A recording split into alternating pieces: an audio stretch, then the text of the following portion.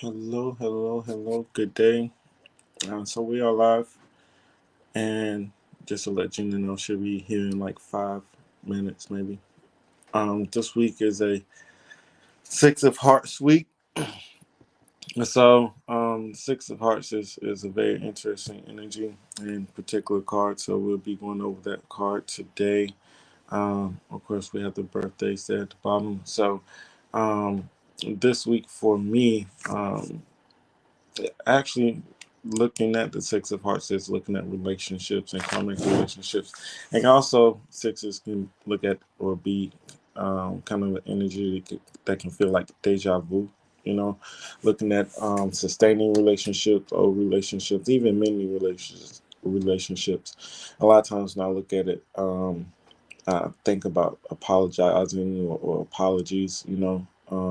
Mending whenever the Six of Hearts come around, it kind of have to have this forgetful, forgive and forget type of attitude, which sometimes it can be hard for people, right?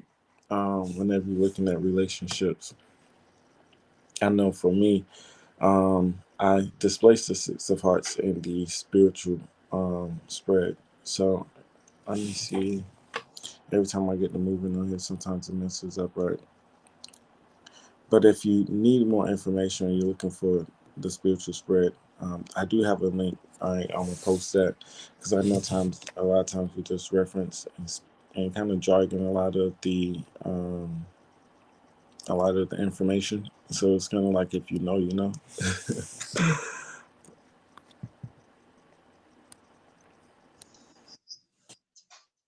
Will, what's going on, man?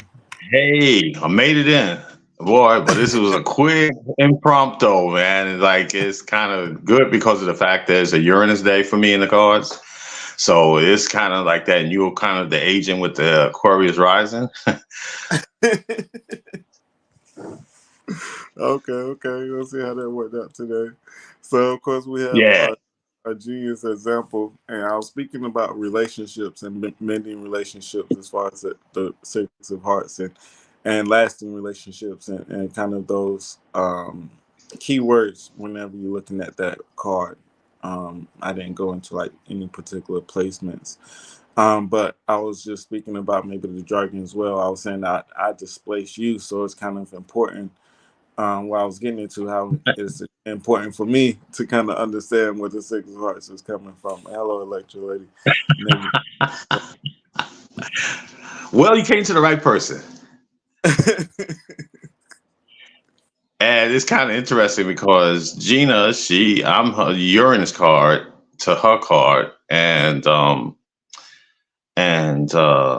Madeline, if I may call her that, she's my moon card. So it's kind of like, uncanny how things work out that way. But okay, continue. I know what you was getting back into the cards, back to the Six of Hearts. Then Yeah, yeah. So, and speaking of Uranus, right? Mercury, Uranus is kind of impromptu. That's why I sit, and that's where you sit. So naturally, that's right. But it's interesting because even last week, your show with Donna Webb was very fascinating. Get a whole nother perspective and how she did her analytics, I guess, from coming up from her vocational environment where she could actually employ the cards as well. And she's what, a queen of clubs, correct? Mhm. Yeah, she is. All right. So go ahead, continue. I won't interrupt. I'll be on my good behavior. I No, promise. no, no. Finish what you were saying. So you were talking about Donna. Donna Webb. Oh, that's okay. I'm sorry. Did I go out? Can you hear me? Yeah, it just went blank for a momentary couple of seconds, if that much.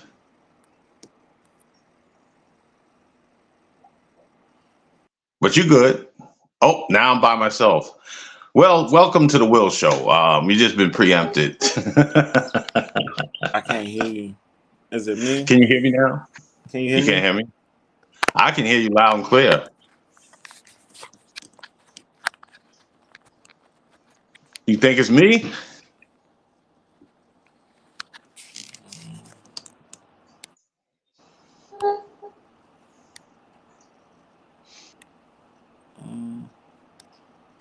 You still can't hear me. I can hear you now. Can't hear me? Yeah, Okay, I'm gonna go out and come back in. no, I can hear you. 1 minute. I can hear you. You can hear me? I can hear you. Oh, okay. Yeah, but I'm sorry. So I was Oh, saying I didn't okay. want to interrupt. You were just talking about Donna and her and the reflection you had of her studies of the cards and application. Yes. Yes. Yeah. Well, yeah, I think it's interesting. I think like she has a book, so it's kind of an extra plug, I guess, to give to that. This fascinating book. I have noticed her on IG. So, and the concept of what she did use about the moon card, I think is fascinating, and it's kind of an approach that is not to me in my travels. Not to say it is not in my limited inspection or introspection is that I haven't seen as much information like that, regardless of the moon card, unless you really go into other sources. And it's very profound, the insight that she got from this and reflecting, because, in general, looking at in early development in life and the reflection you're looking at, you do look at the from the cardology or from the 52 cards, you do look at your Mercury card. But that moon, it doesn't have, unless you can inform me, a period of reference or time. So I think that's something that's ongoing from day one, as far as your moon. So I look at that from that point. Now, I do hear about the moon card and other references. That would be other systems that those who are familiar with, Thomas Morell and one of his system. Well, it's also used in Ernst Wilhelm's system, um, as perspective. I don't think I should go into systems because people think, oh, it's one system. Well, their perspective and their analysis of the cards. So, because there's many ways that you can dynamically look at cards and other things in life. But with her approach, getting back to Donna, is that I do appreciate that she did bring that to the forefront. And I'm looking forward to other people like you and yourself, Gina, and so forth, to publish things on different perspectives, not necessarily on the mood card, but that's what I like about that. And the mood is very formative point or sensitive psychologically, astrologically, right? It's a pulse of our innermost self. So when I'm correlating that with astrologically significance, I'm looking at a different perspective of the card, and then I'm, interpret it when you run into somebody, or which is the interesting part too for most everybody I'm aware of, is in a relationship, whether that be family or just generally socially or business or what have you. There is a certain connection that's linked there. Now, how that the person's development, and I guess on both sides, move the card, will be the outcome of what's going on. But it's, to me, it's like all cards is learning phase that we come here to learn. And I'm just embrace reincarnation. And for those who don't, then, take it from where you want it.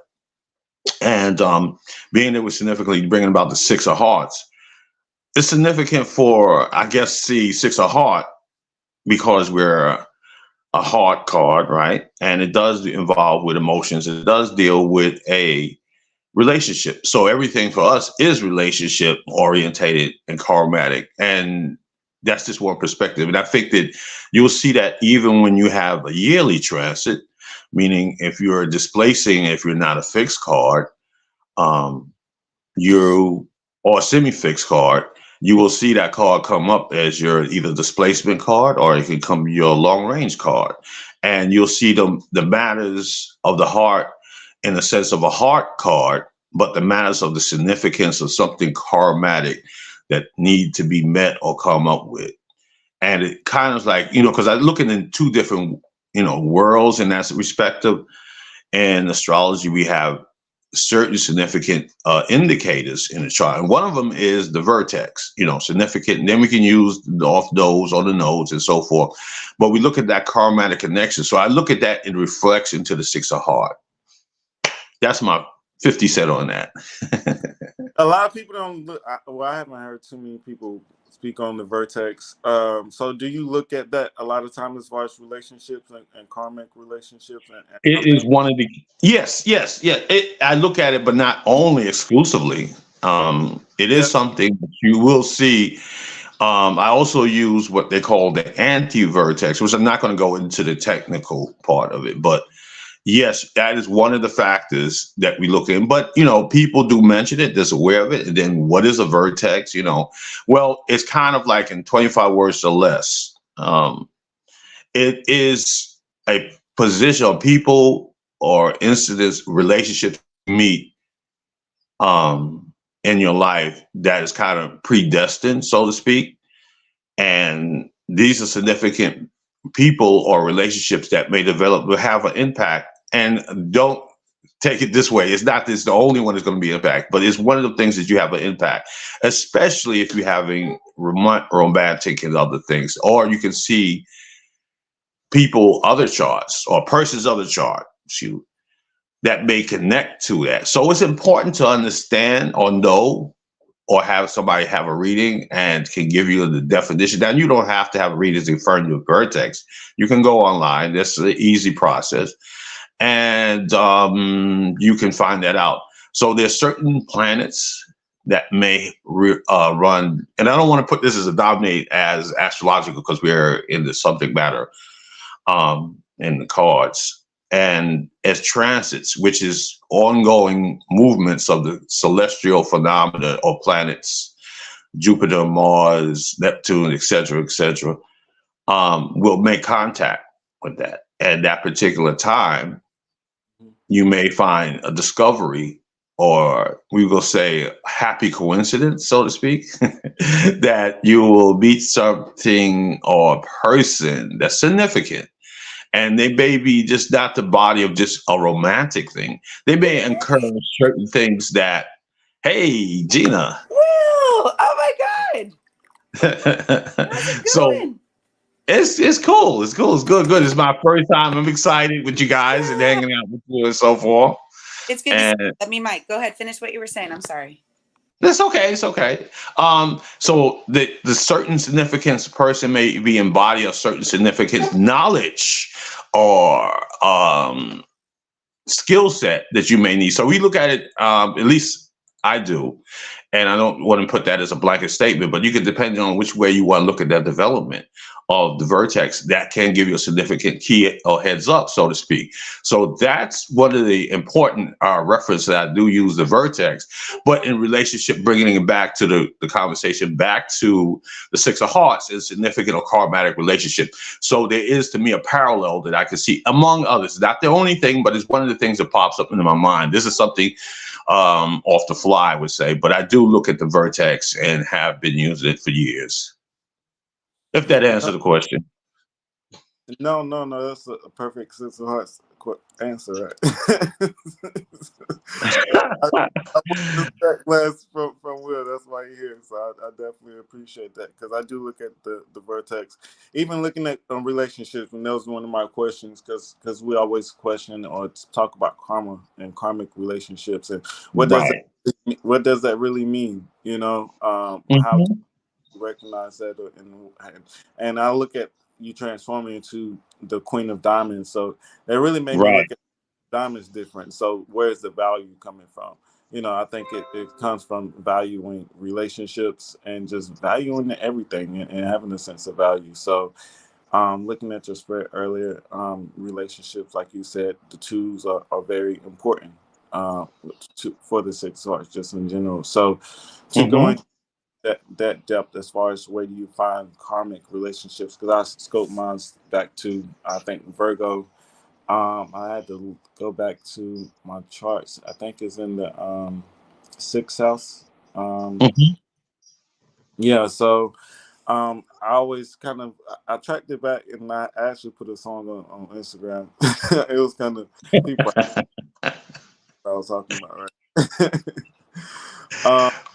So yeah, so I've looked at that particular point and scoped my relationships, and I was speaking to someone. I was like, they have like a lot of Virgo tendencies and on characteristics. So yeah, so Gina, Madeline, hello. Will. Hello, Madeline. Welcome aboard. I've never seen you. Really? It's good to put a face with the name, yes. Well, it's kind of, we have that kind of virtual relationship. And it's just even more dope that it's a Six of Hearts week, and here you come. Yeah, and we have to give the credit all to Rashad because he caught me off the fly. He did, it's my Uranus day. I was discussing it earlier, There you go. and it just worked right there. And then I'm a Uranus card to your card, you know, and Madeline is the moon card to my card, which is also the Six Hearts. So if you all play a key part in the significance of the chromatic card with Rashad, you know, and the diamonds. But I want to just piggyback on that about the diamonds and the Six of Hearts. See, the Six of Hearts in general, and, you know, there's three of them. You know, you have the one that is October 29th, and then we have the November 27th, and then we have the Christmas Day, Six of Hearts 25. But December 25th, pardon me, is that the diamond seems to be a certain significant balance, you know, because the law of five, or the fifth card from your card, is part of the significance too of the Saturn card. So for the Six of Hearts, the Saturn card is the Six of Diamonds, and it's a diamond card. The Venus card is the Two of Diamonds. So you see another diamond. So value is pretty much in balance. And then two is a companion number, if you're looking at significance. And then the moon card is the King of Diamonds. So you see in the significance of how this triad becomes with the Two of Diamonds, King of Diamonds, the Six of Diamonds. And especially with the Christmas, the Six of Hearts, their planetary card ruler, which is, again, certain significance, you can go into all the cards, is the Six of Diamonds. So I think of that sole significance of how they have to wade through the life and seeing the justification or values that has to be balanced. And, you know, when you're seeing the sixes in any suit, you're seeing certain types of balance that has to be maintained or imbalances, because it's going to be, to me, I do see the law of the two or opposites. We are constantly trying to make that balance. And, you know, by the way, astrologically, Libra is the seventh sign of the zodiacal stature. So we're looking at the balance, the significance of balance and how we relate. And Rashad brought that out instantly about karmatic or relationships and responsibilities. So six does have a handle on that. Pardon me. The thing that I wanted just to remind you, I did mention, when a person is going through their weekly spread, when that Six of Diamonds or Six of Hearts and Six of General, you're going to see certain significance that to weigh out. Whether we make it on the mark, that's another thing, because we're here to learn, you know, and we're not supposed to be getting everything on the first. And if it did, more power to you. I don't think I think that would be more of a rare occurrences, but the significance of that timing, when a six comes in there, I'm looking at relationship status, and it may be taking a second look. It may not have to be an introduction, but it's how we're relating to the relationships and the lessons. And one of my favorites philosophers, Christy Murdy, and he uses the analogy of relationships as a mirror to yourself. So I take that as to heart for me. And hopefully I'm making sense with this, because I know I'm being conglomerate with the other things in there. But that's where I talk about significance in that. And lastly, yeah, that's another thing. I learned that from reader, very talented, really, Tam from Clubhouse. Hearts have a tendency to really have loose lips. They can really close and expand on certain things. Not as much as the different like clubs, but they have their part. I guess when they connect with people, that's when they get the one-on-one or emotional IQ has a high value with them. So, and I think Donna brought that out, and you, Gina, brought that out when last week when you're talking about heart kids and how they experience life growing up. So bringing back to the original point, because I'm all over the place, I know that. So I'm going to stop it there and let you guys continue. Well, first, the sixes also go to the sixth house, right? Which is your duties, your responsibilities. And then also too, with the hearts, a lot of us have clubs as our Mercury cards. So we, you know, we be talking. So when you have a club as your Mercury card, I think that is your communicate, like there's, and we get passionate. And we were doing the Mercury workshop yesterday with Vontae, and I have a 9 of clubs. I could go on and on and on and on. And I've had to learn how to like pull back, because when you look at the 9 of clubs, what's attached to that? The 6 of diamonds. So it sits in this, it's the supporting karma card to it. So there is a sense of, you know, you feel this duty to bring this information, but sometimes, you know, not everybody wants it, you know, and that's okay too. But there is this sense of like having to share. But with the 9, you can overshare. I can overgive him. I can talk all day. I mean, that's easy. Like, it's super easy, especially if it's something coming from my heart. What? I mean, that you can tell, because you can hear it in my voice. You can tell by the way I move. Like, I get really excited. So, and there's a passion behind that. So, and the fact that I believe a good amount of the hearts have clubs as their Mercury cards, you know, they definitely can share a lot. So, yeah. I absolutely concur. Oh yeah, I meant to bring out another thing about the diamond triad with 6 of hearts. Yes, we know that the 2 of diamonds is the Venus card. Yes, we know the King of diamonds is the Moon card. Yes, understanding the Saturn card is the 6 of diamonds, but the Pluto card for the 6 is the 10 of diamonds. You know, so. Wow. And so I'm looking at all these values and everything, and that's one of the things that we do have to. But, you know, monetary interest is something, and financial responsibility or literacy can be a certain thing that is not a primary focus, but it should be something that's, well, let me take that back. It's not a primary focus. It is a, let's say, mandatory, that you should have some kind of understanding with that, especially with all the diamonds going in there, the quadrant. And what I, you know, just wanted to add to that is when you're looking at the spreads, and you constantly have, when our conversations, Gina, looking at the spread of the card in totality gives you a certain significance of sequence of how this person is moving, or this card is moving, or this particular, I should say, the person card experience. And Ernst Wilhelm mentioned some of that in a different sequence of looking at your first card. He translated into sequence of numbers. The first card, if you're looking at it, would be a Mercury card. So in the Mercury is the initiation, or how we begin something, because that brings back to home about the problem with 1. And I like that about the 6th house that you broke down, because 6th house also deals with everyday routine. It also deals with health. Rather, it's either the opposite of the 12th house, which is mental health, but with the 6th house is physical health. So they can be impacted emotionally, I guess, in this 6s in general, how they're feeling their health. So there's a responsibility with that too, which is a 6 too. So yeah, good. I like that, Gina. And I think too, when you look at like the 10 of diamonds and Pluto, right? We know that the 10s want to expand. We know they want an increase. That's what it's about, is having, you know, an increase, an opportunity. And it is, when you break it down numerically, you know what I'm trying to say.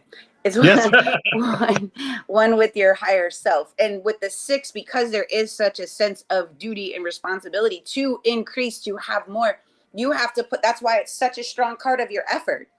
You're going to get back what you put out. So you can have it all if you can get up off your butt and go get it. You know what I mean? If you're responsible, if you put in the effort. But the other side of that is that complacency, taking my sweet ass time, not moving fast enough, right? Or I also feel like too, if they're not interested in it, if it's not something, that's where that I ain't gonna do this. But I think if they have a passion about it, and I think that's just anybody too, if you're really passionate about something, you know, you're gonna go after it, you're gonna pursue it, right? And so the opportunity to expand, the opportunity to increase the value of your passion starts within you, of taking that responsibility and the effort that it requires to have what it is that you want. Because the result card to that 10 of diamonds is the 8 of spades, which is a huge card of success, you know, accomplishment. It's your own internal will and drive that brings your accomplishment. But just like we talk about with those sixes, you know, there is that sense of you get back what you put out. There's the and if you don't like, I also, you know, with the sixes, when they show up, if you don't like what's showing up, if you're not liking what you're receiving, you don't change what's on the outside. You then have to really look within, and because you're putting out some kind of frequency, some kind of vibration that's attracting what is showing up. And a lot of times it can be like, I'll pay attention. Like I think there was one week last year where the Six of Spades week, and there was someone that came into my life, and I know there was a lesson there, and I'm grateful for it. You know what I mean? It didn't work out the way I thought it was going to work out, but that's okay. It worked out even better. But I could see the reason and the week that, like, I always connect the week too, because it's like, what card is that week? And, you know, what is this trying to teach me? What is the purpose of this? So it's, you know, we can dive into that so much, but that 10 of diamonds, yeah, to have that win and that accomplishment, it really is about your own drive and sense of this, you know, duty to achieve it, not someone, you know, not based on anybody else.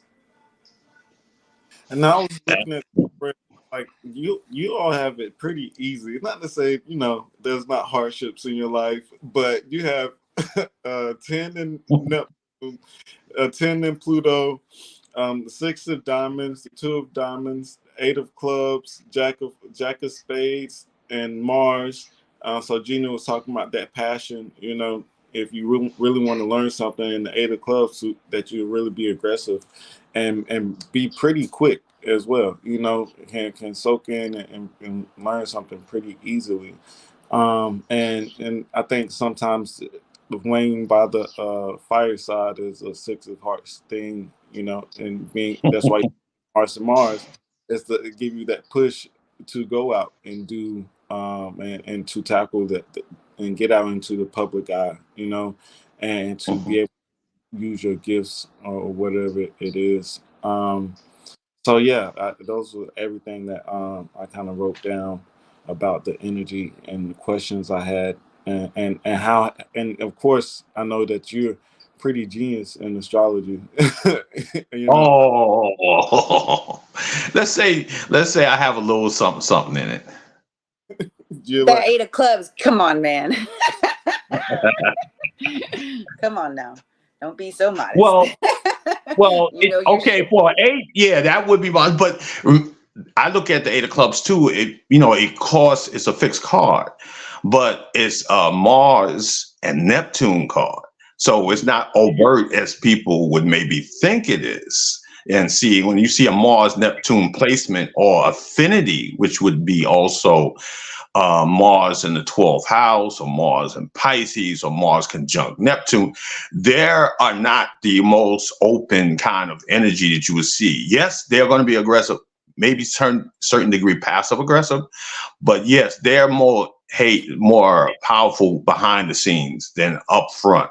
And this kind of seems contradictory, but it's this way I think the polarity is much more intense. And with that, with 8 of clubs. Now, of course, the 6 of hearts in November, that's their planetary ruling card. And it does bring a significance. And one of the persons I'm going to use, celebrity, is Bruce Lee. And Bruce Lee, of course, which is a great connection as far as you seeing I use the term Mars square because it's Mars line, Mars column. You see how much of he is known for martial arts, but he was much more intellectual philosopher and also dynamically done in dancing and everything, but it was never popularized to that. And how he did come a great manifestation, he was a child actor, which is a Neptunian type of energy with Mars behind the scene and how that come in to grow. So that's why, I put that in context of that. But that makes sense. The 10 of hearts is his Neptune card, is your Neptune card. But he's a 6 of hearts, right? Mm-hmm. Yeah. Mm-hmm. So that's the card of the performer. You know, you can, and the Jack of Spades is in there too, the actor. Yeah, but he wasn't known for, that's the point. His planetary ruling card was and he was much more, he had like books so much in his house where people wasn't, if you go into studying some of the historical or biography of him, he was an avid reader, and he was majoring in, believe it or not, in philosophy. So he could actually converse, and he would actually be such a scholarly person, but it's not really talked about, because when you know of the reputation of the person, Bruce Lee, he's known as the martial artist.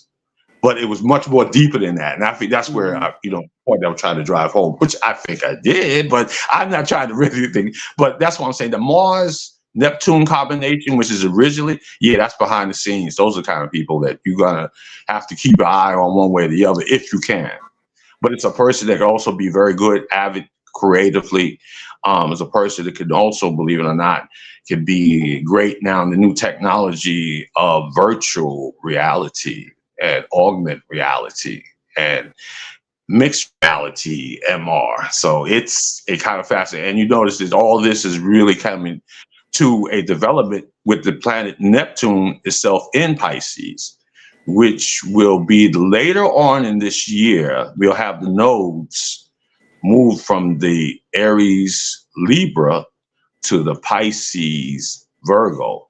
And because the nodes run in, it doesn't make, don't have to worry about if you get the term. They move in a reverse format. So they go from high to low. So it'll be actually, Neptune is near the last degrees of Pisces before it goes into Aries. So it will make a connection, a significant connection. And again, hence, also, Rashad, that's another point of the chromatic connection, the nodes, the vertex, the 12th house ruler, and Neptune, and how that connects with that. So there's a lot of pinpoint. And of course, I can't leave out Saturn.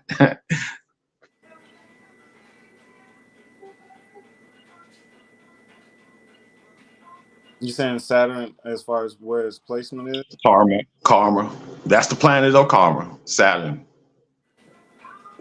And it's in Neptune. Or Well, to answer, I think that's what you're asking.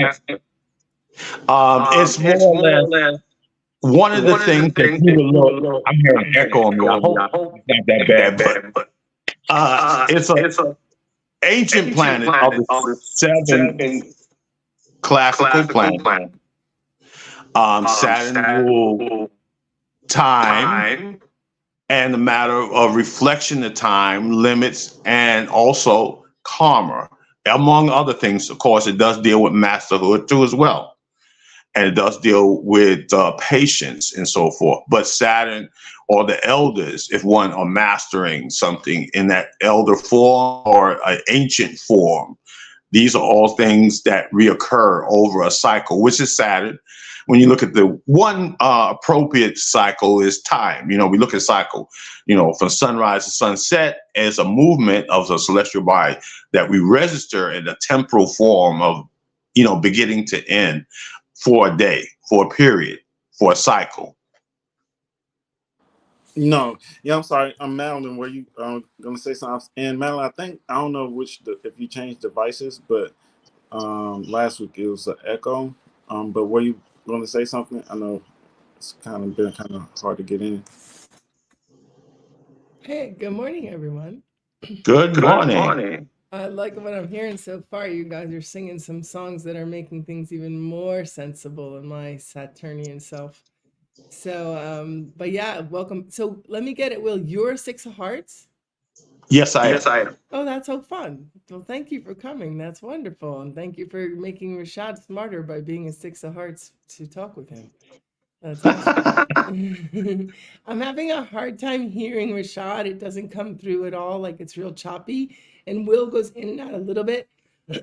I've been sick all week, like sick, shot down, like couldn't move. And it was one of the greatest things that could have happened to me. So it's helped me so much. So I'm just coming out of being sick for the week. So my voice is a little bit sore. But I'm not sure what you're saying about Saturn. I know that the karma and timing is all I know about it. And I just kind of accept the karma and pray I don't fuck up the timing. Okay. Let me start, because I hear an echo with me, so I don't know if it's my phone, because I'm coming through my phone and I don't see anything is connected to the Wi-Fi. So please pardon me for this delay or echo. Saturn too again. And Saturn, there was originally the 7 planets. Let me refine that. You started, and there was 2 celestial bodies, which we call the 7, which is the sun and the moon. They are not planets, but they are celestial. The sun is a star, of course, and the moon is a satellite to Earth. But in the ancient time, we are talking, let's say, for a reference timeline, BC and beyond, going backwards. The original ones were only from Sun to Saturn, and Saturn was the last card of the deck, so to speak, no pun intended. And Saturn was the gatekeeper at that time, and still is to a reference. But boundaries, that's all part of Saturn. So karma, because it was symbolized as the ancient one, or the person that had to do any reference to time, whether that be past, present, or hopefully the future. So karma was associated with this planet, a life lesson anyways. So once you see that, you'll see a placement in your chart where Saturn's at. That can unpack certain areas in a person's life, regardless of who they are, where certain lessons that they may have required work, which is also keywords, because I'm using keywords to Saturn. Saturn is not just about karma, it's not just about time, but it has karma. It deals with how we deal. It's something of the taskmaster, which it is. Person understands limitation, and meaning that Saturn is about, it's the parent to the child. It says, well, I'm ready to get the driver's license. The Saturn is the part. Well, how much time do you know how to drive a car? Do you know how to operate a vehicle?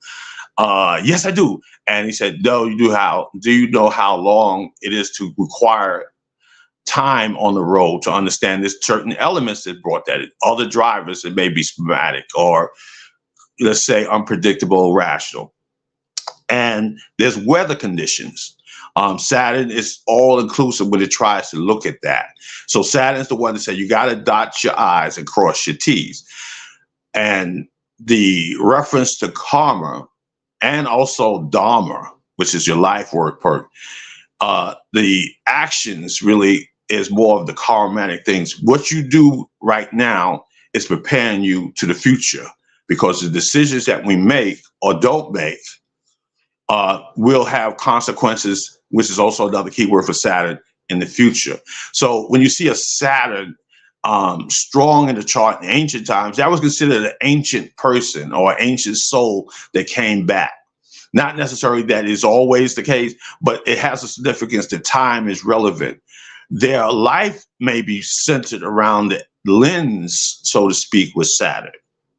And that can be where they grow up in old environments, old house, elder people. They may be in the capacity of being around older people, whereas the younger people, or they may gravitate to them, or vice versa. Older people gravitate. So these are elements, what I'm saying with Saturn. So when you're looking at Saturn, you can impact a lot of reference with any planet, of course, but with Saturn, you can see a certain light. And when it comes to the Saturn cycles, that's what you were like, how you're saying, like 7 years old, right? Then isn't it every 7? Isn't 7 years? There's a different, like, either square, opposition. It does something to your natal Saturn. So every 7 years, right? And then you get through your Saturn return. And that's when you really actually are like an adult. You've kind of grown up, or ideally, right? This is where you've kind of reached that maturity that Saturn is asking you to do. And then as you go through your 30s, you take it, your 30s are like, oh, okay, like I think it's time I need to like be responsible. You still might not know who you are yet, because I think that happens through your Uranus opposition, because then you really get tested with things, coming and going or disrupting or redirecting you. and it really makes you like look at yourself, because then from that point on, it's almost like you're build, because you see it all builds, because then you have to go through your Chiron return after the opposition, and then you get to your second Saturn return, and everything that you've gone through, you know. And I do believe, like I've had to really look at Saturn as like, yes, it's a teacher, yes, it is a discipliner, but it also rewards. It crystallizes for your efforts, for your, you know, taking the initiative. So when we look at, and I see sixes as that sense of, even though I know that they're ruled by a different planet, I still see this sense of like duty with that. And I think it isn't the Saturn card, or the sixth card from us. Yes, no, the fifth card. Fifth card. The fifth card, lower Okay. five. Yeah. The lower five. Yeah. So it but those 7 years, well, maybe that's what it is. It's the 7 for the cycles. You know what I mean? Because you said it was the 7th planet prior to. Yeah, the ancient section, before we rediscovered and then downgraded other planets like hence Pluto and so forth. But yes, and the reward is absolutely, Saturn will reward, and that's part of it if you did the right steps. Right. Saturn will not give it to you limitation if you cut corners, you're going to get crappy results. If you did the things, dot your I's, cross your T, and it takes a matter of time. It's something you can't rush through, like a Mars thing, because then the planet Mars in astrology is exalted in Capricorn, which is Saturn rule. So yes, you do have the reward, or it may be for what your expectations are not expectations, what you earned, in other words. So if you did the job right, you get the right pay. If you did the job half-assed, you get half-assed pay or maybe nothing.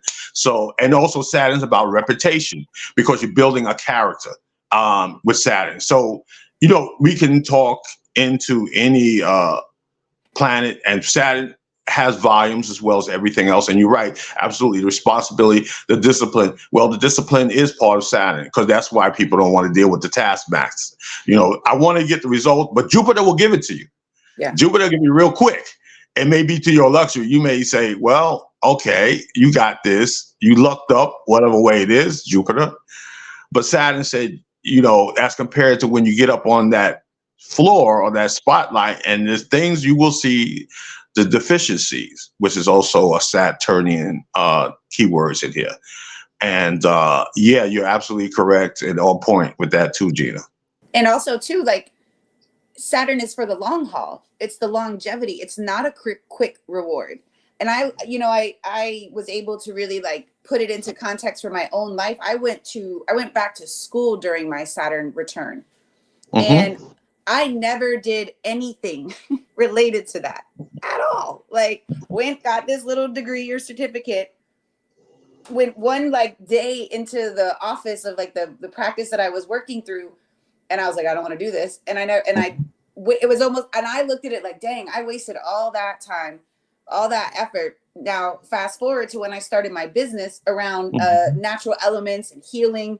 And I was able to take what I learned from that program that I went into, like medical stuff, medical terms, and I used it in my business with talking with people, and specifically doctors, which is crazy to me. So I was like, holy crap. And you know, when I started my business, it was literally almost 7 years after my Saturn return. So that's why I say it's not sometimes like, yes, I went to school, but that never blossomed or manifested into the way that I originally had thought it was going to, right? What I was doing it for. And then, you know, you kind of feel like, dang, that was pointless, right? But now I'm like, no, that was exactly what I needed, because it allowed me to be educated, to be able to speak toe to toe actually with doctors, because I had the terms, I had the concepts, I you know, so, and it was literally 7 years later, but I didn't even come to this conclusion till probably just a couple years ago with the cards and astrology. So, and I say that to say, like, sometimes that, because it is all about timing, and it's not in our timing, you know, how when we want it, it's when it's for the best for us, when it's for our highest alignment. So, and there's a lot of patience and discipline that comes with that. And I think that's helped me tremendously, because I want it now. I want it now, damn it. So I've had to learn, like, it may not be best for me to have it now. And if I just wait a little bit, it'll actually be better than what it could have been, because I allowed the timing to play out rather than rush into something. Yes, I'm learning. We all are. Yeah, I definitely relate to that. I'm sorry, I don't have a great voice, but well, I have a great voice, but it's hurting today. But I remember when we were talking about the Eight of Spades and kind of knowing what's going to happen. Like, just recently, I've been going back into Clubhouse, just saying, can I figure this out? Can I figure out Clubhouse? You know, seeing if I have the wits about me. And I've just been listening to different things. And I'm like, boy, howdy, was this all laid out? Was this really all done to like bring together the pieces? Like, learning what I learned with Rashad, learning with Gina, learning with Diamond, listening to the different people. Like, it grew so much confidence, language based perspective, you know, for the next things to come. And it's a wood dragon year. I'm a wood dragon. I'm going to like, there's like the puzzle pieces are, I don't know what it is. I've always seen it to a degree, but I'm always just having to wait for the right time and then have the conversations I have to have about when I know it's time to go. You know, because I also, things run courses because they run in cycles, you know, so I think that's part of how it goes too. But very interesting stuff. I really am finding the cycles to be a big part of my brain frame right now, around like that you go through certain changes in these sets of seven. Do you know, like my mom and I are 21 years apart, so we have like sharing sevens, and I've seen it so many times, and I just wonder more. I wonder about what else I can learn about that.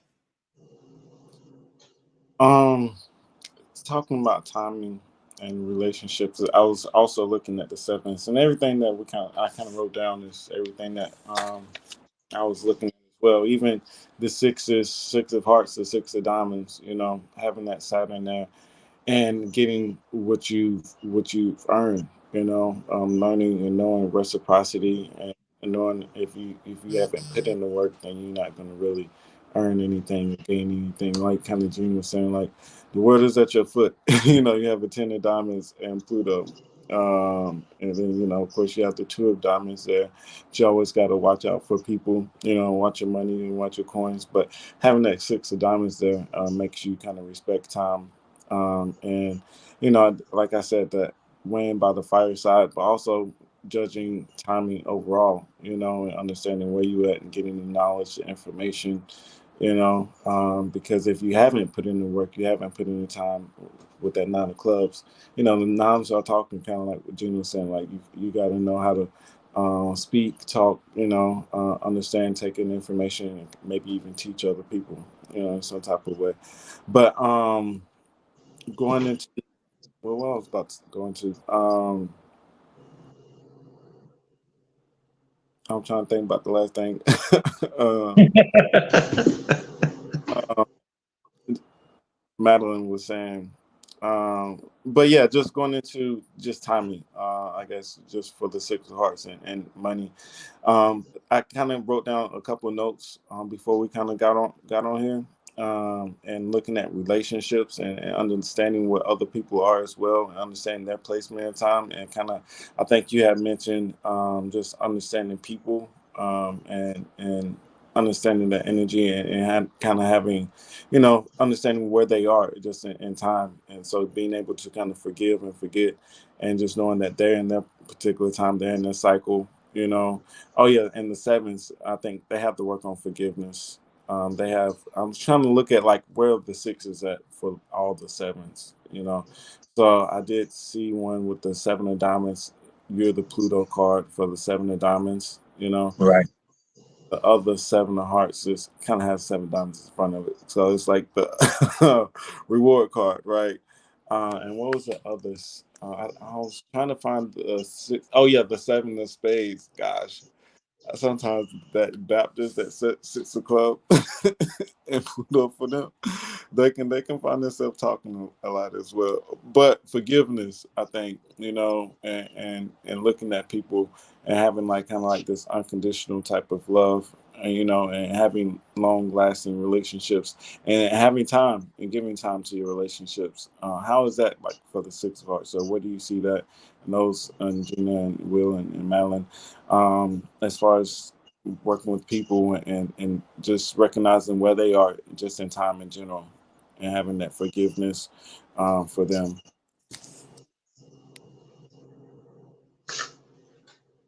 Okay, I'll start real quick.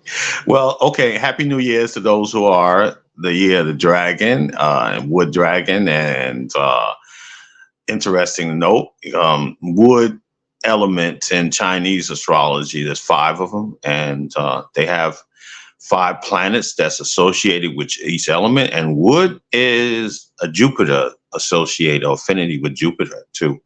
The dragon is one of the considered majestic signs in the Chinese metaphysics in astrology, or Basa, as they one could say. And it has a well, actually, case in point, how synchronicity worked. Bruce Lee was a dragon too. So you can see how glorious they can be and fantastic.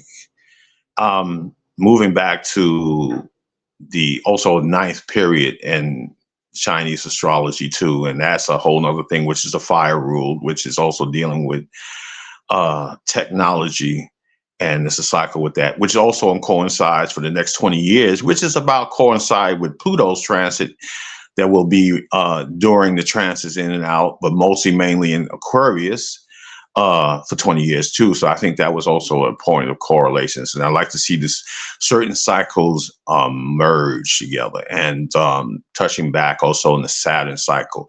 Yeah, the famous one is the first Saturn cycle, but there's 3 major ones in the lifespan, depending on how long the lifespan is, of course. But the second one is even another thing, because see, Saturn also a key word is reality. As that time when they had the whole reality is a different thing, the human body and perspective, just to touch base on that. Now, going back again to the relationships, again, you're saying meaningful relationship, learning to reflect on it. I think that's also part of when they, reference the slowness or patience or delays or things to get off the ground, procrastinating, which all represents in certain forms of our element in the time perspective. How we use that, and I use this is like a quote from a person, I think his name is Imhotep, Gary Bird, and he used this great saying that I appreciate, really, I fondness for it. There's work and then there's play, but only one of them is going to accomplish your goal in life or wherever your purpose is at. So I think that's kind of profound what he mentions, that he'll say that off and on when I was listening to his broadcast. The relationships thing, it's, well, everything is a relationship, and it's not just I don't circumvent it to just human relationships. When you're looking at a broader picture, astrologically, or even, cards, palmistry, numerology, because we're in the 8th universal year and so forth, which is hence a Saturn number too. We see certain things, and I kind of like see correlations in different things. So I'm going to say that we're looking at a period when we reflect on certain things and how we're doing it with relationships. That's also a relationship, believe it or not, in astrology, we use this. It's called a genre called mundane astrology, and it can be used in other genres too. But when you think about it, when you're living in a state or relocate to another state, you're having a relationship with that state. Why I say that? Because that state has a date of origin and is casted on astrology, numerology, the works, right? That where that sun was born, maybe that state that you're born was in the time of Capricorn, and maybe you are Capricorn. Well, you're going to have a certain connection with that. Now, we do use that in another genre called astrocartography or relocation period astrology. There's other things in there. That's another relationship. Now, how you have that relationship with that chart. So you may be in that, let's say for argument's sake, you're in the 5th house of that chart of that state. Well, 5th house also, one of the key elements is romance, children, and fun, speculation. You may have a good time in the theaters or the recreational or amusement places in there, or you may have a little more leisure time, or you just may feel good about the energy that's in that space location. So yeah, that's one thing we learned from there too. On the human perspective, yes, that is a dynamic in itself that you learn interaction with different people, with their moon, their Mars, their Mercury, and everything like that. But we don't have to go that deep, folks. I know. But the relationship, we'll be looking at charts or cards in the 6. We're looking for that balance that you may have. And, you know, that's something we don't get the owner's manual to. That's something that's, I'll go back to Donna's Webb book also, which is, I think it was an excellent book, and it's the early development of how we look at things and how we get programmed into a certain instances, our mind patterns and everything like that. So certain people may become to be shockers or disruptors to how that is. And it may come to our benefit, whether we like it or not, how we interpret that. So that can be another thing about how we give back, or the reciprocation, if you will, with relationships. Relationships impact us on various levels. The job you go on, that's another chart there in relationship, how you may benefit on the corporate ladder or not. Or, you know, this may be short in passing.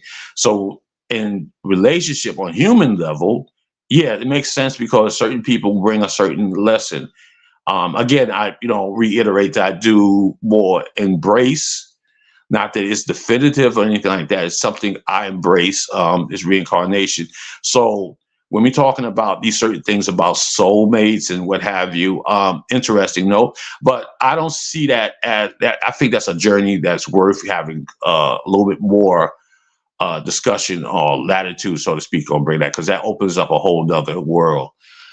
And when you're running in a person, the soulmate, it may not be the one that you may be feeling the expectation of what you think it is. It may be the person that you may most likely is reflecting or mirroring something of your nature that you see and not in yourself.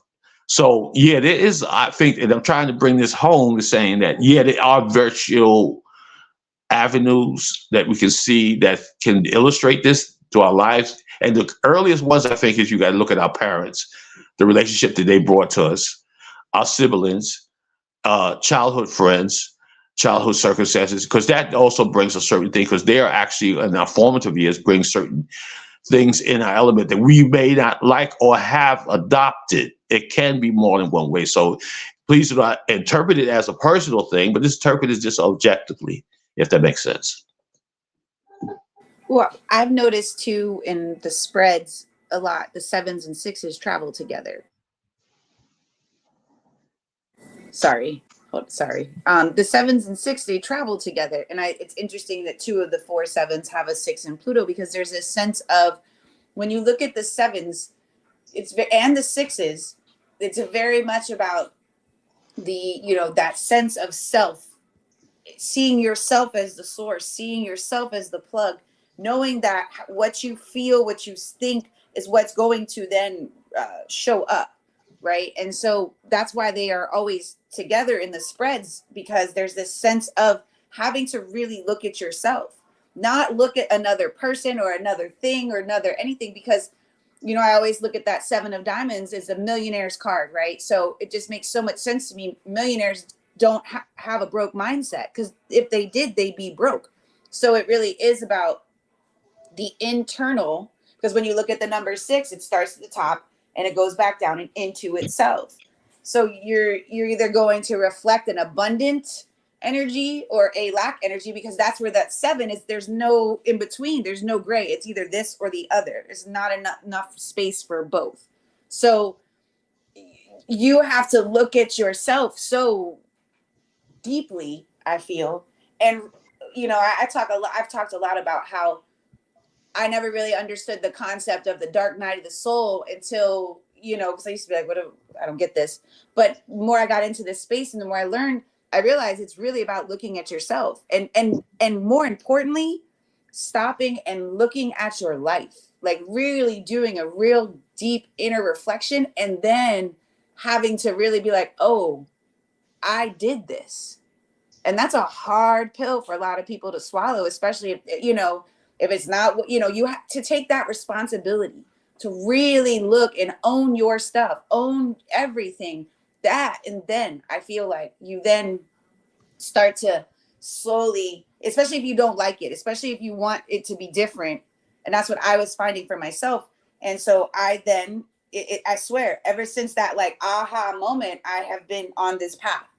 It was almost like I needed it to be kind of put right in my face to be like, wait a minute, I did this? Like, oh, wow. And so, but at the same time, if I could create that, well, then hell, I can create anything. Right. And so that's when you really have to like do the dark night of the soul. And it's really about like taking full on accountability for everything and not projecting it onto anybody else. Because even the people that came into your life were a reflection of what you were feeling, thinking, believing, you know, and like to talk about what you said about even our parents, your parents formed how you relate to others, that internal voice.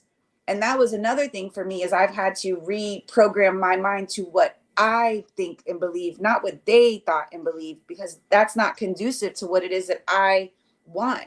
And so many things, and those 7s and 6s are to me some of the strongest energy. And then you also see the ace with them, the 7s, 6s, and aces. It's like the 3s that they come together. And I can see wholeheartedly, because if you don't like what you're, you know, seeing, that ace of diamonds and that 7, once you take that full responsibility, you have a new opportunity, a new beginning to create what it is that you do want, you know? So. Yeah, and that's kind of what the karma within your family and relationships within your family. You know, the connections you have. A lot of times you will see the connection within the cards. You know, between your parents. You know, you can be in each other's spread, vertically, horizontally. You know, whichever way. I know, Madeline, your dad's a Jack of Clubs or Jack of Diamonds. Who's that? The Jack of Clubs. I'm It's not her really mom, sure. right? Okay. Yeah, I believe I'm guessing you're spread vertically. Is it? No. Oh, you referring to my card or you to somebody else's? No. I was looking at. Oh, okay. Just Matt. checking. I'm not. Are you asking me a question, Rashad? Yeah. I'm spread because it's my face. I can't hear you. I'm having such a hard time. You're breaking up so much, so I'm not getting your full expression. Yeah, I was looking for spread. I'm thinking of your speaker. I don't know devices. Are you there? If someone else heard him, you can tell me what he said. No, I can it's like the on the devices. But it's echo.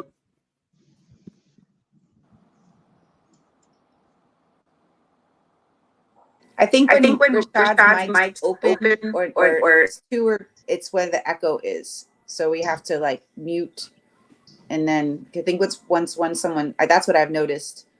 So I should stay muted when he's talking and I'll hear him better?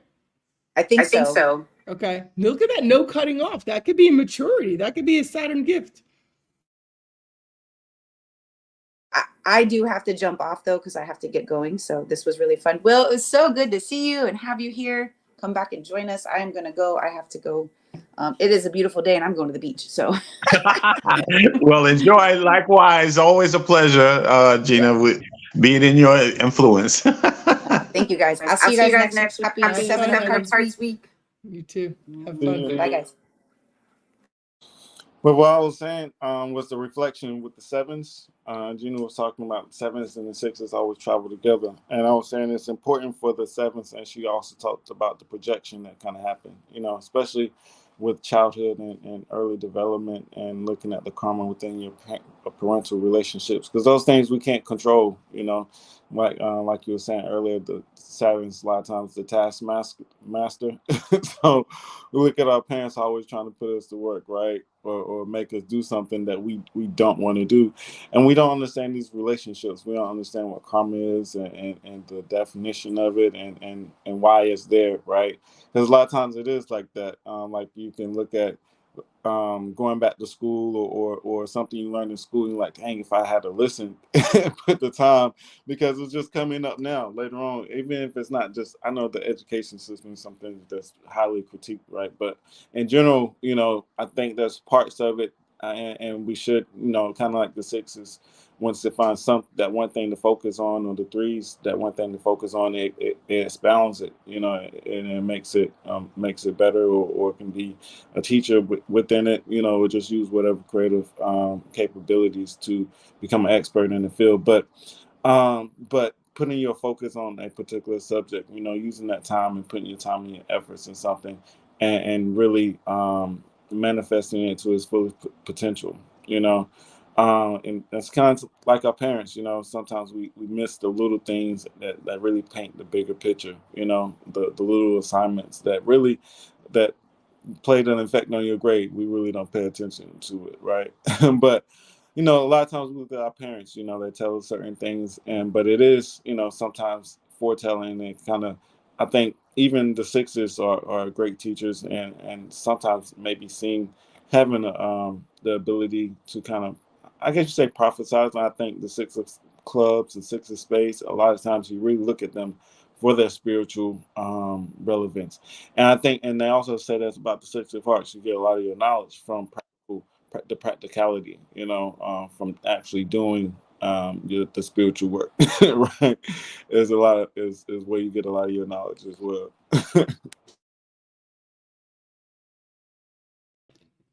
All right. So, Will, are you going to speak, or can I say something? The floor is yours. Turn off your mic. I think that's what Gina was saying. If all of our other mics are off, it might make less echo for some reason based on whatever we're using today. Let me let Wolfie out. Go ahead. Good girl. Moment. Okay, so Rashad, that 6 to 7 thing, it's been on my heart as well. And I work with a woman who's a 7 of spades, and she has 2 6 daughters, and they're 12 and 10, or 11 and 9, something like that. And boy, is she having a hard time, because she's really projected onto them all of the pressure that she feels and how it needs to be and why you have to work so hard and sacrifice. And she's the one who took care of the family and yada, yada. And these girls are like, yo, like that's a lot. That's a lot. So I feel like that's what happens in that transition from 6 to 7. It's like we have to be careful of what weight we're putting on ourselves mentally and how we might be pushing it out and how it came down, the karma of how we might carry it from whomever's before us. But that there's something about being able to grow emotionally sovereign in a way that you're not leaking, you're not like putting it out onto everyone else, and I think a lot of parents, whether they mean to or not, leak out their frustration, and kids suck it up because they're like sponges, and then they eventually want to kind of get wrung out, right? Because they don't know what's theirs and what's not theirs, and I think that that's the long path of a 6. But they can be so deep and so intuitive. As these young girls speak, it's amazing what they say to their mother. I'm like, geez, they're really making it super clear, and not nasty. Just like, we're not you. We don't feel it like that. Can you please not talk to us like that? Like really sweet, you know what I mean? Like kind of precious, honest. So I feel like that about it. And I'm not sure what your question was to me specifically about the karma, but I do know that having that 8 of clubs as my 5th card and my Saturn is a very big part of my personality. Like, it's impossible not for me to accept the strong influence it has over my character. You know, there's something about it, but it's also because of my 7 of spades supporting me. It's giving me so much faith in the fact that it is going to come when it comes and it's a perfect time. And it's been such a struggle because I feel like I'm like a snake oil salesman sometimes, because I'm like, what are you talking about, Madeline? People just wonder what do you mean? You know, even some of my friends are like, well, I hope you're going to do something this year. And I'm thinking to myself, I did something every year. Like, if you look at my life, I've created something every single year of my life towards harmonizing our families. So I'm not sitting here thinking like, oh, I owe it to bank. I'm wondering what I built. You know what I mean? I'm wondering what's going to happen, you know, because I know who I am. I know it wholeheartedly. And I know what I bring, and I know what I dream, and I pray that families are able to come together in a way that we get honest with each other about our parts, and we actually communicate about what's happening between us. Even in my business relationships, and so many of my relationships, people don't want to talk about what's happening. I don't even understand how anybody could think that's like normal. That's my 6 of hearts, you know, with our talking friend Will here. I like to talk. I want to know what's going on. I want to hear what you're feeling. I don't, it's not what I'm feeling, it's what you're feeling, but it's going to help me understand what's going on. But if nobody talks and everybody just moves and does, that's when I just say, well, dragon, keep your breath and let it come. Let it come.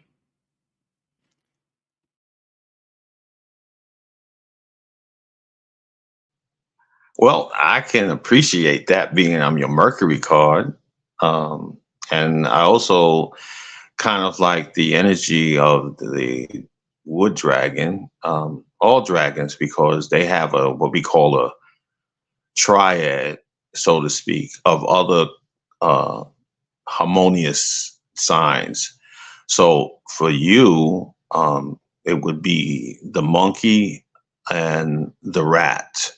So being that they use the term Grand Duke, which means the spotlight is on you, because whatever year that sign is highlighted, they call it the Grand Duke.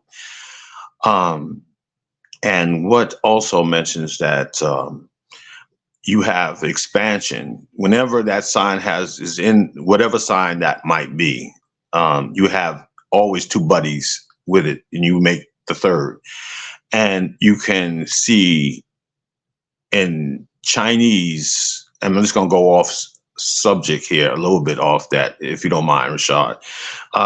In Chinese astrology, you have 4 components, so to speak, to make up your chart. And the year that you're born in makes up 1 or 25% of your chart. But that year chart that you're born in represents your grandparents and their system, and your network, meaning the people around you who you network. So when that year of your sign in Chinese astrology is highlighted, so to speak, you have your network doubles, so to speak, because you have 2 other friends that's going to aid you. So you kind of like and so to speak, it's like you can spread your wings. And this will be interesting because it just started. As far as the solar Chinese year, it started the new moon, the year of the dragon.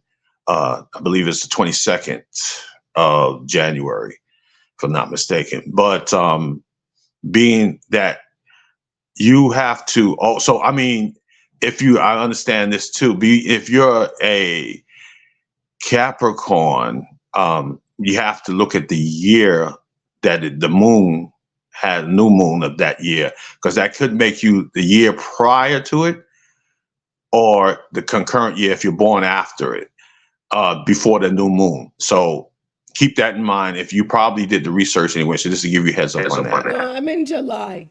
I'm a King of Diamonds, King of Hearts. Oh, okay. All right. So you're good. Oh, very good then. You're in July. So you have no worries with that. You're strong dragon, and that July is the month, which is the next quarter of your Chinese astrology. So May is the snake, June is the horse. No, the dragon. And then the dragon, then the snake. Is June starts the fire. Then comes the horse. So you're, depending on the date of the month, you're born in the horse month. So that can give you another insight to your Chinese. It's very fascinating once you get a little quick insight on it. So your monthly sign will give you another. The monthly represents also our parents in the Chinese metaphysics. So you can get a different relationship. Now, each sign, keep in mind, does have an element naturally, and it then the month. So there's conflict or compatibility in that. So it's, again, without going any further on that, but that's just give you a little shed some insight on that too as well. That's so interesting. That's very cool. I like it. Thanks. I appreciate that you're here on the Six of Hearts, because like Gina mentioned earlier in our podcast or YouTube live today, being sick and having to get so quiet with myself, like, boy, it was really needed. Like I had myself laid out for some big stuff. I'm traveling next week for 2 weeks, and I was like, oh, I'm gonna do all this stuff and then go. And I was, thought I was sitting pretty. It was like, boom. And my goodness, all that sleep and all that clarity. And now even my thoughts. And when I go to do things, I go, I don't want to do that anymore. I go, I don't want to do that anymore. Okay, great. You don't have to do that anymore. You know what I mean? Just like simple and clear. And somebody said to me the other day, like, what happened? Why does your heart sound so light? And I said, because I know why I'm doing what I'm doing and where I'm going. I've been forced or gifted to move on an intuition for the whole time and just follow and just say, I don't know, spirit's got a way, make up songs and hope to God it's true. Don't look stupid someday, but keep a sense of humor, But now I know why I'm going back to the dance. I know what I'm creating. I know who I want to be here for is the families and the parents. Like, I'm not wondering if I'm going to get picked out of the bunch to be like of value. I know that we each have a unique frequency that no one else can be. No one else can be Madeline, born in Brooklyn on 1964 on July 2nd. No one else can be me. So there's no Thanks for the insight.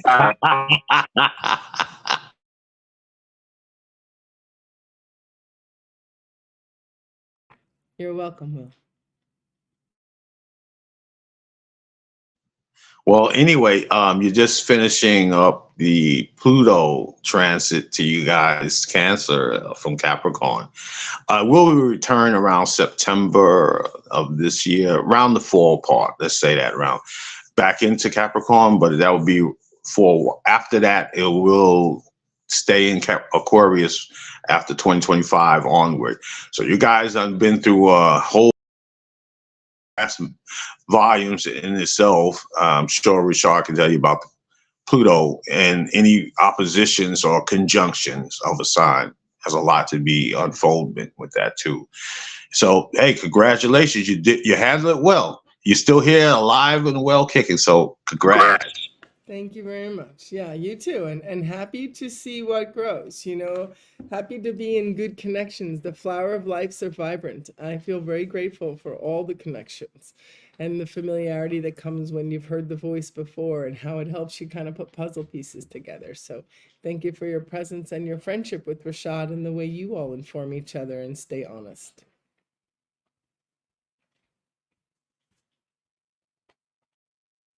Yeah, put me to work.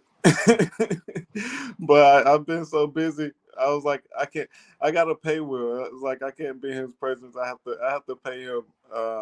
Every time I talk to him, I learn so much. I'm like, no, I gotta pay him for classes or something. Like, so actually, pretty soon, in a month or so, actually tomorrow, hopefully. A thing with the six of hearts is receiving, right? So I do have something coming in, and so I'm looking to give, of course, six again, and give something to Will, for his knowledge, because like someone was saying earlier, yeah, the six of hearts. I was talking about them focusing and maybe being expert, but a lot of times they're not because they have 4 o'clock club, so they're probably reading a lot of different things anyway. And the 8 o'clocks, right? So and so it's just his wealth of knowledge, So that's the thing about the 6 and that 6 of diamonds is knowing your worth as well. So he's definitely earned his right to get paid for anything that he can expound or point me to the direction. A lot of times, even when I was in college, right, the teacher told me it's not my responsibility to teach you. At that time, I got very upset, but now, as I'm older and a little bit mature, I understand what he's saying. So you gotta actually want to be thirsty for the knowledge and actually go read it for yourself. Before you can get anything from it. And the experience, I think and that's a lot of times why I can kind of drag even within in this stuff because I feel like I don't have enough experience. And so, but someone said it earlier, astrology is a life science, and I think that's one thing that kind of get me is I learn something new every day, so it makes yesterday seem like I knew nothing. It's like I didn't know nothing at all. Go ahead. Well, that makes, to me, I have to say, all of us are here. All of us are here learning. There's no insignificant moment when it comes to that. If you not overthink it, but if you reflect too, it's like the Persian, I call it, with Madeline, of being a point of reflective and going through that thought process or lack of thought process, meditation, whatever way you want to reflect that on, because you're gonna see the significance if you are responsible enough. I'll go back to the elder, the teacher, that said we all have a responsibility, which is a Saturn. See, we keep coming back to Saturn. This is Saturn day, so for me, it's a Uranus day by the cards, but the responsibility thing is fascinating. I'm going to use the term, maybe not, and you can correct me if you or Madeline, cognitive science and so forth, and it opened up the door as a perspective of how the human being learns. Now, the reason why I'm saying it opened up a door, because we're in the era now of highly tech, and also the era of AGI or AI and cognate, and how it we relate to that. It's very profound to see how we think, relate, memory, how we recall, and how that experiences. And the Saturn cycles, whenever you have the first, second, or possibly the third, there's a significant point of reflection that you will learn in your life.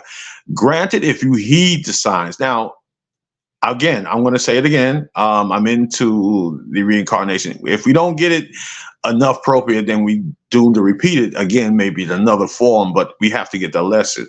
And like Gina brought out that point of what we was consciously thinking, the law of attraction, the law of magnetism, how certain people come, is a certain time of frequency that we look at. Now, to me, as astrologer slash others, it's the timing of the transits of when we meet people and everything. Also, the interaction of the numbers. Just like if you did the composites, Rashad, of the cards, there's a different frequency when a person, a guest, is without, you three guys are there, with it or without. That's a different frequency. So we're dealing with a different frequency now.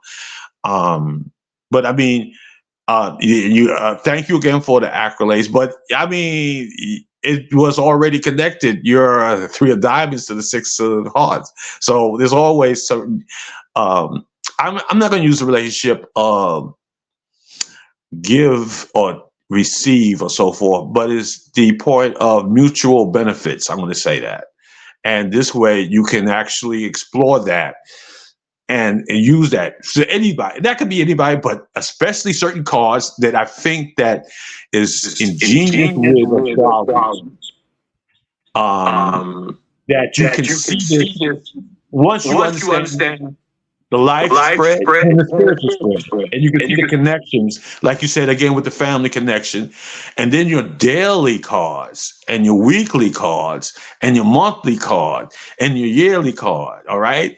And you could go even down to the hourly card, but that's more than, that's much information overload right there, I think. But that's enough to process this Biden 3 year, month, and weekly. I'm going to say fourth daily, and which I do keep concurrently with looking at. So today, my daily card is the King of Hearts with the Queen of Hearts, right?